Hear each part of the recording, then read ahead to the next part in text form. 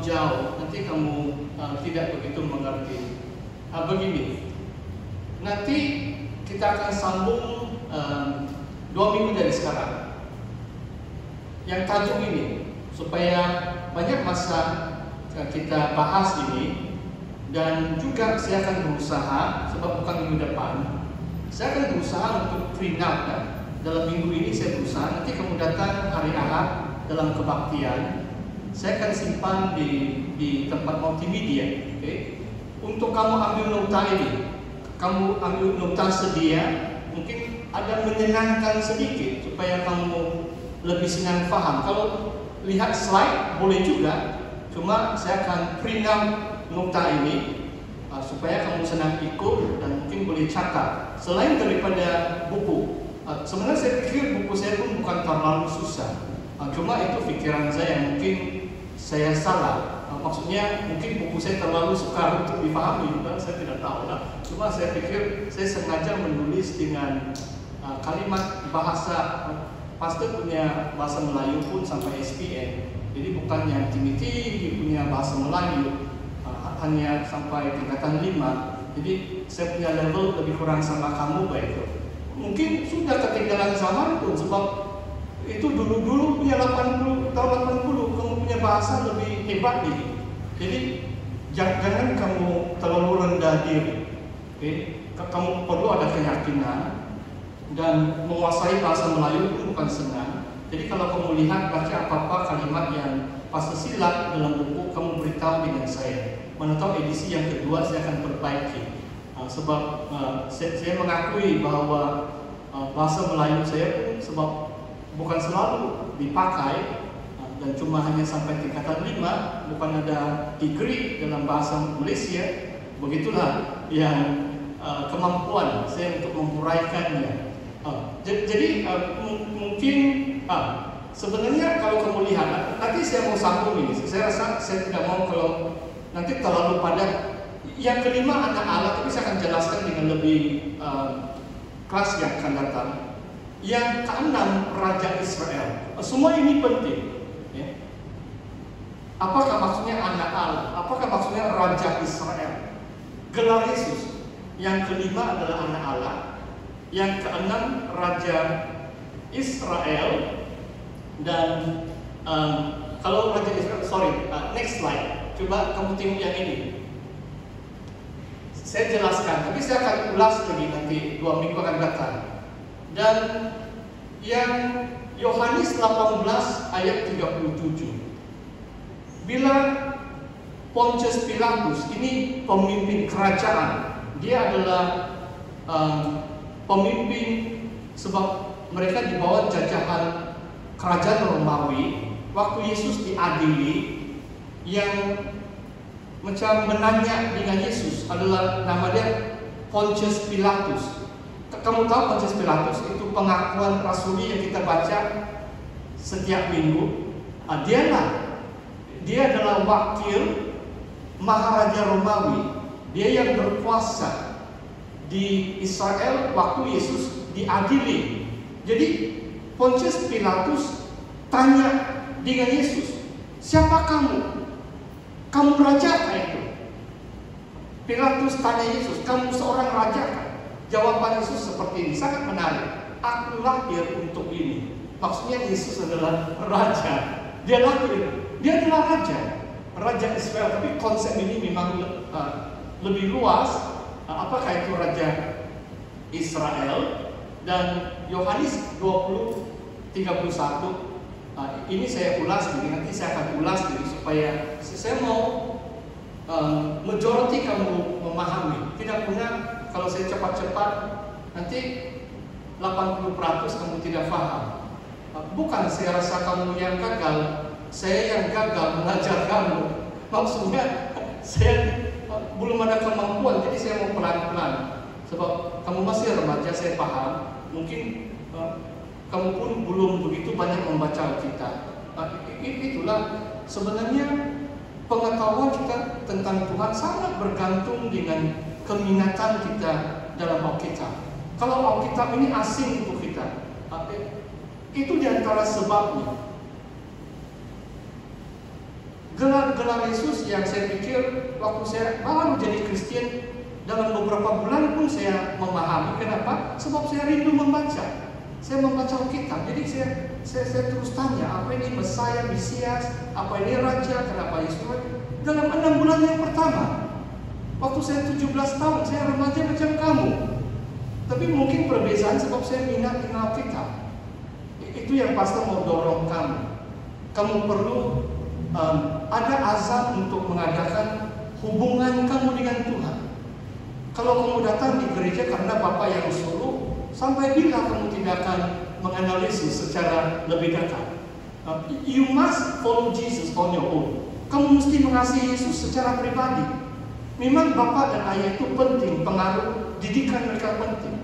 Tapi akhirnya adalah hati kamu sendiri untuk minat dengan Alkitab, minat firman Tuhan.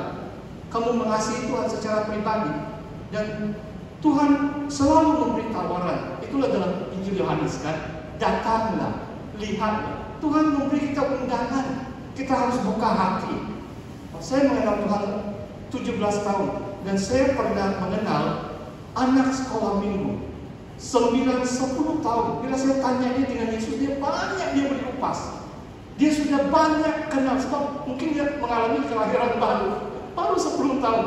Waktu saya pastor sidang, saya pernah sebab peraturan SIB 12 tahun baru boleh baptis. Hampir saya mau baptis itu seorang itu, sebab dia di zaman Tuhan. Dia baru 9 tahun. Tetapi waktu saya tanya dia tentang Yesus, kenapa, apa maksudnya juru selamat, semua dia dapat jawab. Lebih baik daripada mungkin yang saya ambil beberapa kelas calon baptisan, baru baptis mereka. Tapi pastor hanya mendorong kamu, kamu mesti datang dengan Tuhan. Jangan kamu katakan saya masih muda. Tuhan mengasihi kamu. Tuhan akan memberi, mengajar kamu, rohnya akan menyertai kamu. Tapi itu pilihan kamu. Sebab dunia ini sangat mencabarkan. Tadi tidak salah juga, saya lihat macam 6-7 yang pemuda lah. Pastor mau sharing sedikit. Kamu asyik tengok handphone, macam gaming bahkan. Jadi inilah masalah. Di antara juga cabaran dia adalah, saya beri contoh lah. Kalau kamu habiskan waktu, saya punya anak sendiri. Waktu dia remaja pun dia terlalu banyak masa gaming, sehingga keputusan dia di sekolah jatuh. Jadi coba ini secara nyata. Kalau kamu main game 2-3 jam dan baca Alkitab bilangnya Bapak suruh sejak 2 menit, sampai bila lah kan? Kamu ada pilihan. Kasih tahu dengan Tuhan, berdoa kepada Tuhan. Main game ada waktunya, berdisiplin. Belajar pelajaran di sekolah ada waktunya. Tetapi tentang kerohanian kita, hubungan kita dengan Tuhan, doa, baca firman Tuhan, bagi saya ini yang terutama. Itulah maksudnya mengikuti Yesus, mengutamakan Yesus dalam hidup kita, supaya lebih banyak masa kita belajar firman Tuhan. Saudara, sekarang saya mau berhenti sebab saya mau jam 8 ada acara lain begitu. Ini kuis sudah ini. Jadi malam ini agak singkat sebab pastor macam ada kecil hati sedikit sebab setiap soalan kamu tidak dapat jawab. Hanya itu saja yang dapat jawab. Wah, mungkin saya rasa saya dapat 20% saja hari ini. Sebab ada 3-4. Jangan susah hati, pastor tidak marah. Saya hanya rasa saya tidak mau terlalu banyak, nanti kamu belum mengerti. Jadi sekarang ada kuis, siapa saja boleh jawab. Sebenarnya ada 8 gelar, 7 gelar saya sudah sebut. Nomor 7 anak manusia, yang ke-6 itu Raja Israel. Jadi dalam nota pasti itu sudah 7 gelar. Sebenarnya ada 1 yang saya belum sebut. Tidak tahu kamu ada baca dalam Yohanes 1 atau tidak. Ada murid-muridnya, orang lain juga panggil Yesus, ada 1 gelar itu. Kalau kamu dapat jawab, saya bagi kamu hadiah. Ini bagus punya hadiah, tahu?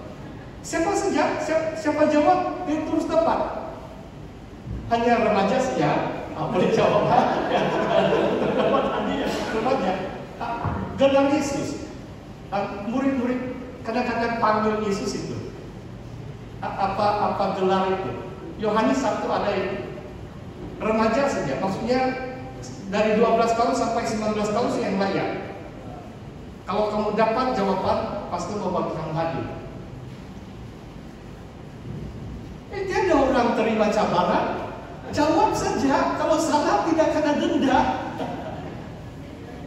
Siapa mau jawab? Ya, silakan.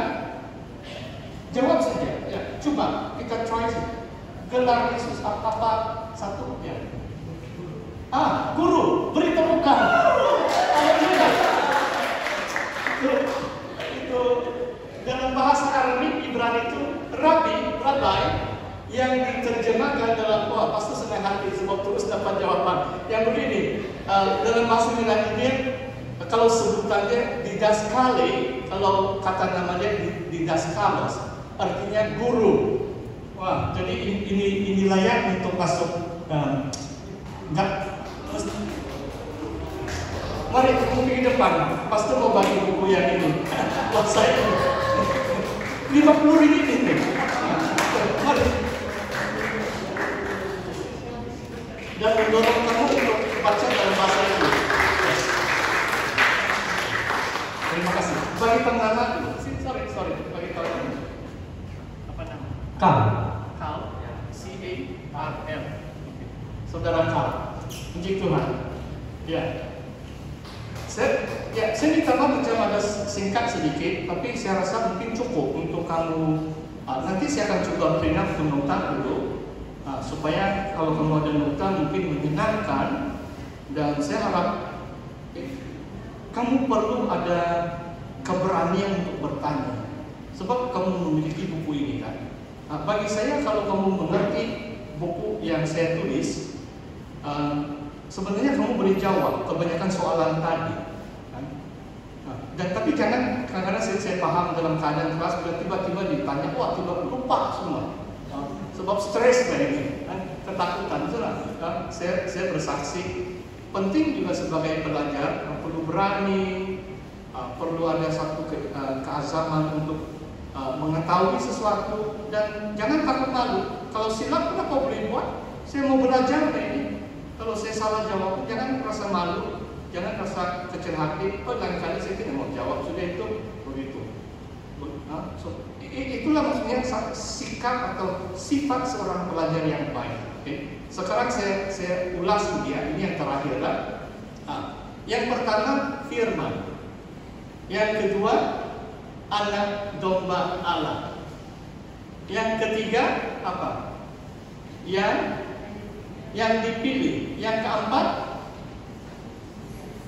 Mesias. Wah, bagus. Yang kelima anak Allah.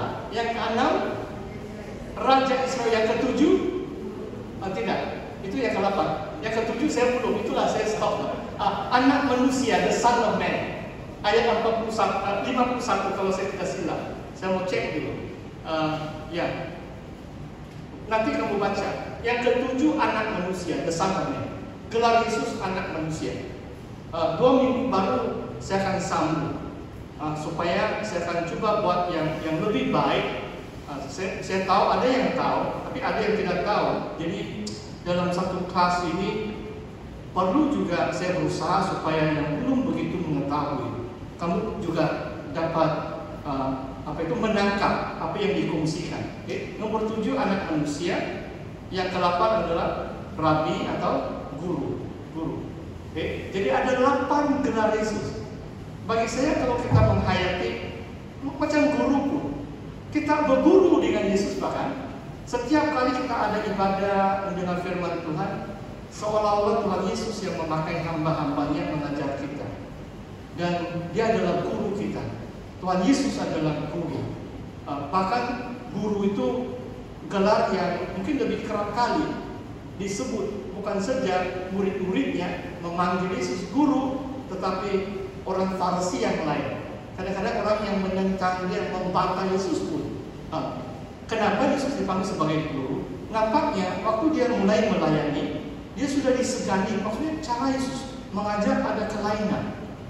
Tuhan Yesus ada kuasa penyembuhan. Dan bila dia memetik firman Tuhan, dia menjelaskan firman Tuhan dari kitab-kitab suci yang kita sebut perjanjian